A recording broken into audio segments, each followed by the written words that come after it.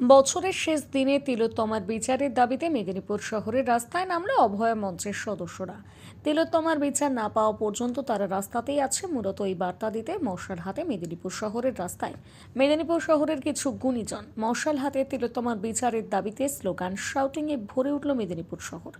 গোটা রাজ্য সহ শহর যখন বর্ষবরণের রাতে মেতে উঠছে, ঠিক তখনই তিলোত্তমার বিচারের দাবিতে মশাল হাতে শহরের রাস্তায় অভয় মঞ্চের সদস্যরা।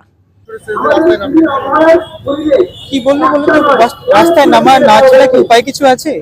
আমাদের সাধারণ মানুষ হিসেবে এটা যদি ধরুন আজকে যে ফ্যামিলির মেয়েটি মারা গেছে, শুধু তো লস সেই অর্থে দেখে তাদের, কিন্তু এটা যদি আমার আপনার ফ্যামিলির হতো, একই যন্ত্রণা তো আমরা পেতাম।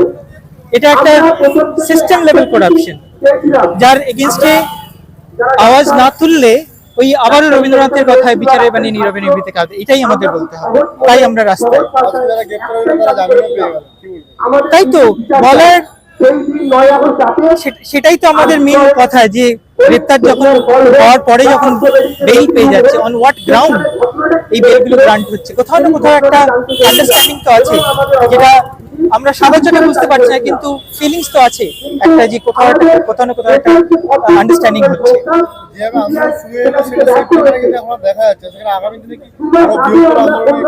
দেখুন, এটা একটা বড় ব্যাপার যে সাধারণ মানুষের প্রত্যেক দিনের জীবন যন্ত্রণা যেটা থাকে, তারপরেও মানুষকে যখন রাস্তায় নামতে হয়, এটা সত্যি অনেক অনেক কষ্ট করে, অনেক রিস্ক নিয়ে নামতে হয়।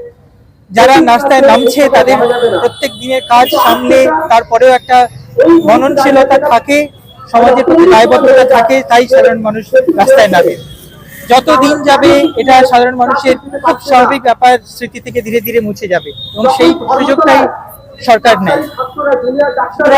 যদি আমরা ভুলে যাই, যেরকম আগের ঘটনাগুলো ভুলে গেছি, তাহলে একসময় আর এটা নিয়ে কেউ বিরক্তও বোধ করবে না। বিরক্ত হওয়াটা খুব ঠিক হবে না, এটা নিয়ে কেউ কনসার্নও থাকবে না। তাই যদি হয়ে থাকে, তাহলে কালকে যদি আপনার ফ্যামিলিতে কিছু হয়, পাশে যে প্রতিবেশী আছে সে ঘুরেও তাকাবে না। সেটাই কি আমরা চাইছি? সেই ধরনের সমাজ ব্যবস্থাই কি আমরা চাইছি? ডক্টর প্রসেনজিৎ আচার্য, বিদ্যাসাগর ইউনিভার্সিটি। বিগ নিউজ, সবার আগে সবার সাথে।